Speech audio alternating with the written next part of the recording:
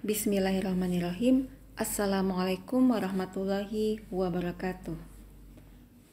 Teman-teman, kali ini kita akan membahas satu prinsip yang sangat penting dalam pemrograman bilangan bulat, yaitu either or constraints. Nah, kapan either or constraints ini kita perlukan? Nah, sebagai contoh, kita lihat soal seperti ini ya. Ini soalnya seperti biasa saja, akan tetapi ada syarat tambahan. Di sini disyaratkan kalau kita mau memproduksi mobil, maka kita harus memproduksi minimal 1000 ya, atau justru tidak sama sekali. Jadi tidak boleh kalau hanya produksi 1 atau 2 mobil atau 50 mobil, itu nggak boleh ya, karena istilahnya tidak economically feasible. Nah, baik ya, jadi sebelum kita bahas formulasi pemrograman integer untuk soal ini lebih lanjut ya, mari kita lihat dulu ya bentuk umum either or constraints ini. Jadi misalkan kita diberikan dua constraint dengan bentuk seperti ini ya. Jadi kita punya constraint yang pertama, f fungsi terhadap x1, x2 sampai xn, ini banyak variabelnya gitu ya, kurang dari sama dengan 0. Kemudian kita punya satu fungsi lagi, yaitu g ya, sama g juga fungsi terhadap x1, x2 sampai xn di sini kurang dari sama dengan 0. Nah, kita ingin memastikan ya, paling tidak satu constraint di antara dua constraint ini itu berlaku atau dipenuhi. Ya, jadi maksudnya bisa yang 26 ini yang berlaku, bisa juga yang 27 ini yang berlaku atau kedua-duanya. Nah, jadi constraint seperti inilah yang dikenal sebagai either or constraint ya. Jadi sekali lagi kita ingin memastikan paling tidak satu constraint ini terpenuhi seperti itu atau berlaku. Nah, sebelum kita lanjutkan ya, kita harus pastikan dulu ya bahwa kalau kita mau membuat either or constraints ini, maka kedua constraint ini bentuknya harus ya, yang pertama dia berupa pertidaksamaan. Kemudian yang kedua, tanda pertidaksamaannya adalah pertidaksamaan kurang dari atau sama dengan. Kemudian yang ketiga, ruas kanan harus sama dengan 0. Nah, jadi setelah memastikan bahwa constraint ini bentuknya sudah dalam bentuk standar seperti itu, nah langkah selanjutnya adalah bagaimana kita memastikan bahwa paling tidak satu dari constraint tersebut itu dipenuhi atau berlaku. Ya, jadi yang harus kita lakukan adalah dengan mengonversikan kedua constraint tersebut ke dalam bentuk ini. Nah, kita perhatikan ya bahwa fungsi f dan g itu tetap sama ya di ruas kiri, akan tetapi untuk constraint 1, ruas kanan itu diubah dari 0 menjadi my. Ya, m kalikan y. Di sini m adalah bilangan yang besar sekali. Nah, kemudian untuk constraint yang kedua, ruas kanan itu diubah ya semula 0 menjadi m kalikan 1 min y. Ya. Dan di sini y adalah variabel 0, 1. Nah, mungkin teman-teman bertanya ya, bagaimana mungkin constraint yang baru ini menjamin bahwa paling tidak ada satu constraint yang asli ini dipenuhi? Nah, jadi begini, kita ingat ya bahwa y ini nilainya adalah 0 atau 1. Nah, sekarang kita lihat ya, apa yang terjadi pada saat y ini bernilai 0 dan apa yang terjadi ketika y itu bernilai 1. Nah, baik, kita bahas satu persatu ya. Jadi yang pertama kita bahas dulu untuk kasus y sama dengan 0. Nah, jadi pada saat y sama dengan 0, kita substitusikanlah y sama dengan 0 ke ruas kanan kedua constraint ini. Maka kita peroleh, ya, jadi constraint yang pertama ini menjadi f, ya, fungsi terhadap x1 sampai xn ini, atau singkatnya kita tulis saja sebagai f gitu ya. Jadi f kurang dari sama dengan 0, dan constraint yang kedua menjadi g kurang dari sama dengan m. Nah, dari sini terlihat bahwa constraint yang pertama ini benar-benar persis ya sama dengan constraint aslinya. Nah, sementara itu constraint yang kedua ini ya, di sini memang g kurang dari sama dengan m. Jadi dalam hal ini constraint asli yang kedua ini bisa saja berlaku, bisa saja tidak ya. Tetapi itu tidak masalah ya, karena paling tidak constraint yang pertama ini sudah sama persis dengan constraint asli yang pertama ya. Jadi sudah terjamin bahwa constraint satu ini akan berlaku ya pada saat Y sama dengan 0. Oke. Nah, sekarang kita lihat ya pada saat Y sama dengan 1. Jadi kita substitusikan Y sama dengan 1 ke sini. Ya, maka kita akan peroleh F kurang dari sama dengan M dan G kurang dari sama dengan 0. Seperti itu. Nah, jadi terlihat ya bahwa jika Y sama dengan 1, maka constraint kedua di bentuk asli ini, yaitu bentuk 27 ini, akan dipenuhi ya, persis sama. Nah, bagaimana dengan constraint yang pertama? Iya, jadi di sini kan F kurang dari sama dengan M. Maka sebenarnya constraint asli yang pertama ini ya bisa saja dipenuhi, bisa juga tidak, seperti itu. Ya, tapi tidak masalah ya. Karena di either or constraint ini, tugas kita hanya memastikan paling tidak satu constraint ya itu berlaku untuk ya baik pada saat nilai Y sama dengan 0 maupun pada saat nilai Y sama dengan 1. Oke. Nah, untuk lebih jelasnya, mari kita bahas contoh 6 berikut ini. Jadi ada sebuah perusahaan yaitu Dorian Auto. Dia sedang mempertimbangkan untuk memproduksi 3 tipe mobil ya. Jadi ada compact, mid-size, dan large. Nah, kemudian ya jumlah sumber daya untuk memproduksi mobil tersebut dan juga keuntungan yang dihasilkan dari tiap-tiap tipe mobil tersebut bisa dilihat di tabel 8. Saat ini tersedia 6.000 ton baja dan 60.000 jam kerja. Nah, di sini disepakati ya bahwa untuk kelayakan secara ekonomi ya, Dorian itu kalau mau memproduksi tiap tipe mobil itu minimal 1.000 mobil yang diproduksi ya, atau tidak sama sekali ya. Jadi tidak boleh memproduksi 1 mobil, 2 mobil gitu ya. Itu tidak boleh ya, nggak balik modal ya, mungkin tanggung lah proses produksinya seperti itu ya. Nah, jadi kita diminta untuk memformulasikan sebuah model integer programming untuk memaksimumkan profit ya dari perusahaan ini. Nah, bagaimana solusinya? Baik ya, jadi solusinya ya selalu kita mulai dari pendefinisian decision variable. Di sini Dorian ingin menentukan berapa banyak tiap tipe mobil itu yang harus diproduksi. Ya, jadi kita definisikan X1 itu adalah jumlah mobil compact ya yang diproduksi. Kemudian X2 adalah jumlah mobil mid-size yang diproduksi dan X3 adalah jumlah mobil large yang diproduksi. Oke, dengan demikian ya dengan mudah berdasarkan tabel 8 ya, kita bisa langsung menentukan profit dari Dorian itu dalam ribuan dolar, yaitu 2x1 plus 3x2 plus 4x3. Nah, itulah fungsi tujuan dari Dorian. Kemudian ya, kita diberitahu ya di soal bahwa sembarang mobil yang diproduksi itu mensyaratkan minimal 1.000 mobil diproduksi dari tipe tersebut. Nah, dengan demikian untuk I itu 1, 2, dan 3 ya, karena ada 3 tipe, maka kita punya ya XI itu kurang dari sama dengan 0 atau XI besar dari sama dengan 1.000 ya. Jadi kita lihat ya untuk I sama dengan 1 ya, maka kita punya constraint 1 yaitu X1 kurang dari sama dengan 0 atau X1 besar dari sama dengan 1.000. Ini maksudnya kita bisa memproduksi mobil tipe 1 itu minimal 1.000 atau tidak produksi sama sekali, seperti itu ya. Nah, sama halnya dengan untuk I sama dengan 2 dan I sama dengan 3, constraint-nya adalah sebagai berikut. Ya, jadi kita lihat ini bagian dari XI besar dari sama dengan 1.000 ya.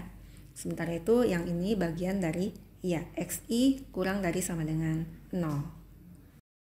Nah, walaupun di sini XI itu dituliskan kurang dari sama dengan 0, tapi kita tidak usah khawatir bahwa dia nilainya akan negatif.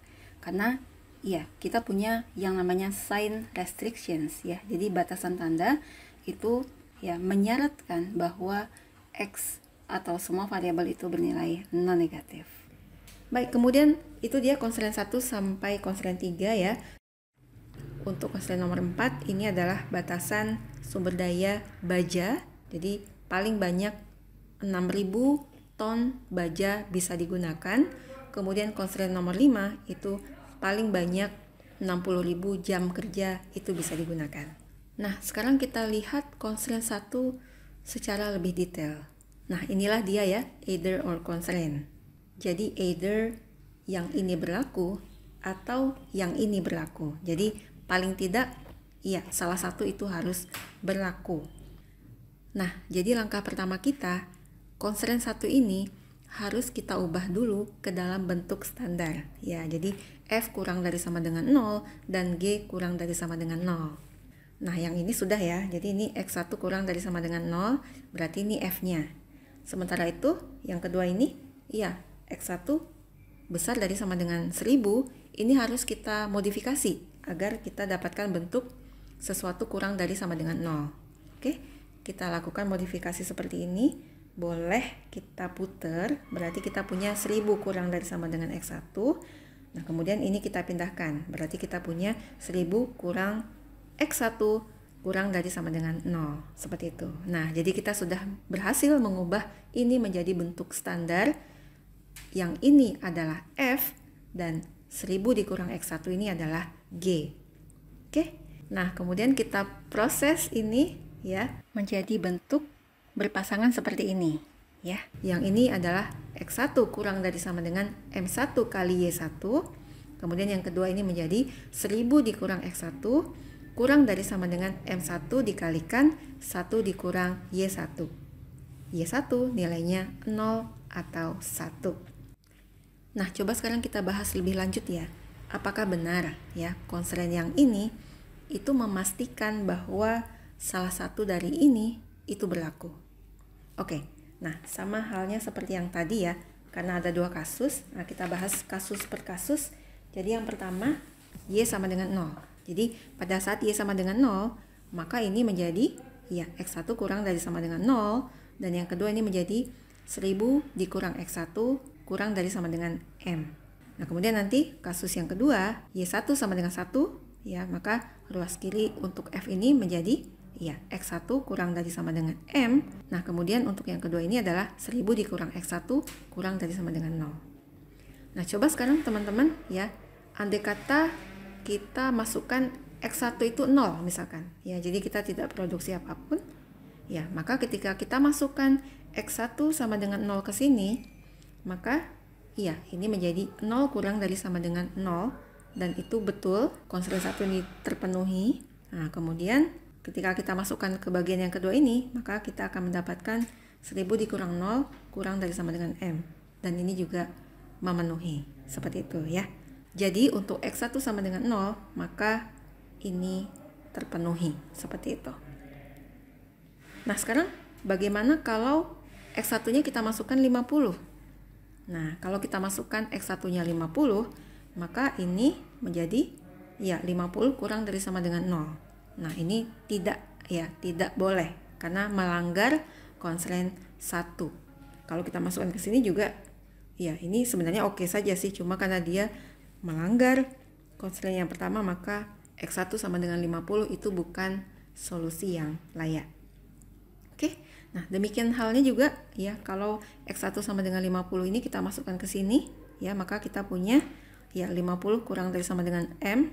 Ini oke sebenarnya.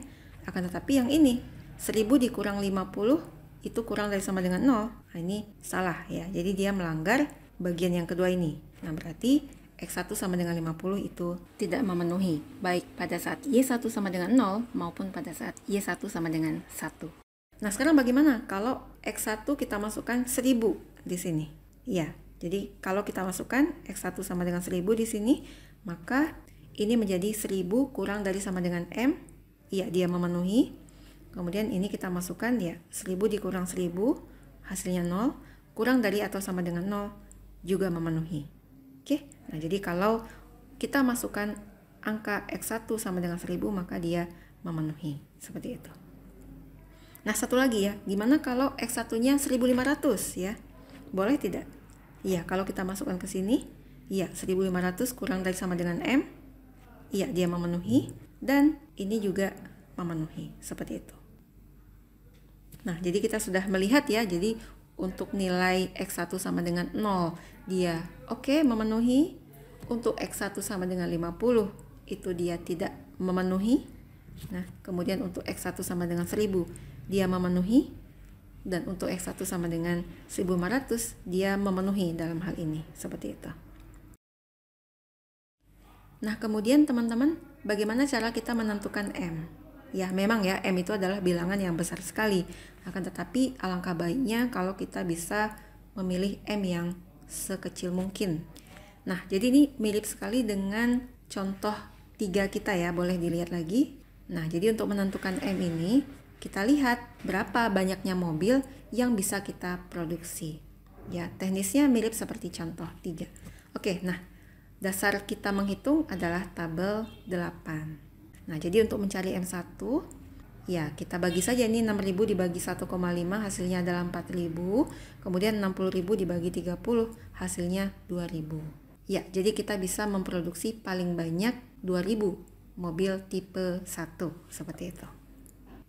Nah, sementara itu untuk menentukan M2, ya sama ya, kita bagi juga ini 6.000 dibagi 3 hasilnya 2.000. 60.000 dibagi 25 hasilnya 2.400 ya, kita cari yang paling kecil di sini 2.000. Kemudian untuk M3 ya hasilnya adalah ya 6.000 dibagi 5 hasilnya 1.200 dan 60.000 dibagi 40 hasilnya 1.500. Ya, kita pilih 1.200.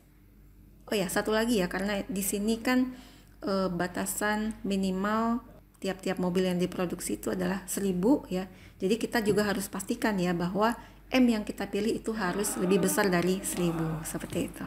Dan ini kebetulan ya, ketiga-tiganya memang lebih besar dari 1.000, jadi tidak masalah. Nah, baik ya, jadi dengan mengombinasikan objective function dan juga constraint, maka kita punya formulasi integer programming sebagai berikut. Nah, setelah teman-teman hitung ya dengan menggunakan software boleh ya, maka kita akan peroleh solusi optimalnya. Ya, Z-nya adalah 6.000 ya profitnya. Kemudian ternyata Dorian ini harus memproduksi mobil tipe 2 ya. Jadi di sini X2-nya adalah 2.000. Nah, di sini Y2-nya adalah 1. Kemudian nilai yang lain itu adalah 0 ya. Jadi Y1 sama dengan Y3 sama dengan X1 sama dengan X3 sama dengan 0, seperti itu. Nah, andai tidak ada batasan ya bahwa minimal itu 1.000 mobil yang diproduksi ya, artinya bebas, maka kita bisa lihat bahwa solusi optimalnya adalah ya, Dorian bisa memproduksi 570 mobil tipe 1 dan 1.715 mobil tipe 2. Baik ya teman-teman, jadi hari ini kita sudah belajar tentang either or constraint. Semoga hal ini memperkaya pengetahuan kita tentang seni memodelkan ya, khususnya dengan menggunakan integer programming. Sebelum kita akhiri ya, ingat kembali bahwa untuk kita mengonstruksi either or constraint ini, maka kita harus pertama ubah dulu ke dalam bentuk standar ya. Jadi F kurang dari sama dengan 0, G kurang dari sama dengan 0. Baru kita proses ya ke langkah yang kedua, yaitu kita nyatakan sebagai F kurang dari atau sama dengan MY dan G kurang dari sama dengan M kalikan 1 min Y. Ya, dengan demikian kita bisa memastikan bahwa paling tidak satu dari constraint ini dipenuhi. Baik, demikian pembahasan kita tentang either or constraint. Semoga bermanfaat. Terima kasih. Assalamualaikum warahmatullahi wabarakatuh.